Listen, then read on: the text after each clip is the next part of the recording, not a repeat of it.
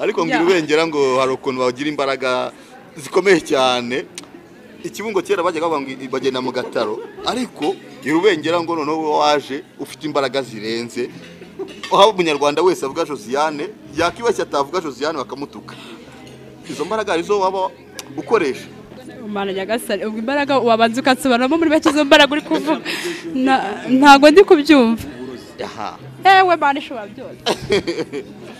Ngizina rya Yesu. Abenshi bavuga ngo Josiane ngakwesha amarozi, ngo famille yararoze, ibyo bintu koko nibyo. Yararoze kugira ngo bigende bite. Kugira ngo amenyekane agera hari, kuko na mama bavuga ko mwabigane muri babiri urangije wanga uramuhisha nyuma, ariko biza kurangira Josiane agiye mwirushanwa muhisha famille.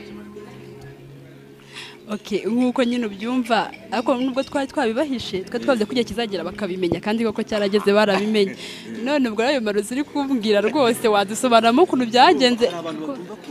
Ugere mu mujyi imodoka zigahagarara, imihanda igafungwa, abantu bagatakazi. N'urugero tuvuge muri Amerika tugiye ibintu byitwa Illuminati, aho uvuga ngo umustar wabaye umustar aba muri Illuminati, kandi nyuma ukazasanga arimo.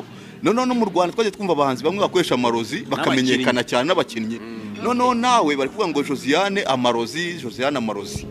None mu nkurugero rw'umuntu akoresheje amarozi akamenyekana w'umuhanzi.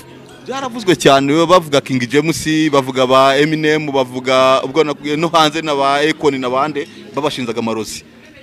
Okay, ubwo King James ni King James, nabo ngabo bavuga amarozi ubwo kugira ngo batere imbere bo bakoresha amarozi. Ngera kwa ntera imbere nago nkoresha amarozi nkuko babyumva, kuko burya niba umuntu ari umujura yumva ko ikintu umuntu mugenzi we yabonye yayibye.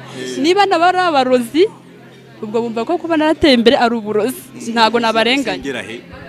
Sengera muri eperi. Muri eperi. Uze kuri n'umunyamasengesho bakubeshyera. Okay, ntago twakinjira mu bintu byinshi. Ndi kubona twagiye mu bintu byinshi cyane birenze. Guys, mbere yo gukomeza reka tumaze twamamaza umuterankunga mukuru w'ibiganiro byose tubagezaho. Nta wundi rero ni Monaco Cafe. Monaco Cafe ni restaurant igezweho hano mu mujyi wa Kigali, igufitiye pizza, chips, burger n'ibindi byose ujya wifuza kurya wasohotse. Igufitiye kandi ibinyobwa by'ubwoko bwose.